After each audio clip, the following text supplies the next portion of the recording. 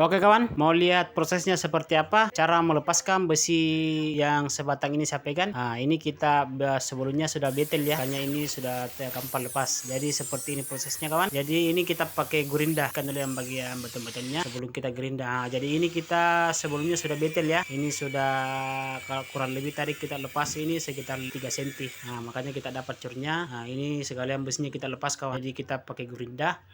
Nah, berhubung karena ini kita mau pasang pintu, makanya kita sesuaikan saya dengan ukuran pintu. Untuk ukuran pintunya ini 80 cm. Nah, ini juga kita mau pasang keramik penutupnya di bagian sini ya. Jadi ini kita adu manis agar terlihat lebih manis kawan, seperti yang sedang menonton. Jadi ini sudah lepas, jadi seperti ini. Ini lumayan nih, bisa ditimbang-timbang lagi nih, tambah-tambah ada sekitar 1,5 kilo lah satu batang. Jadi lumayan toh. Nah, ini setelah kita tadi lepas besinya jadi seperti ini. Tersisa 3 batang besinya. Jadi masih aman.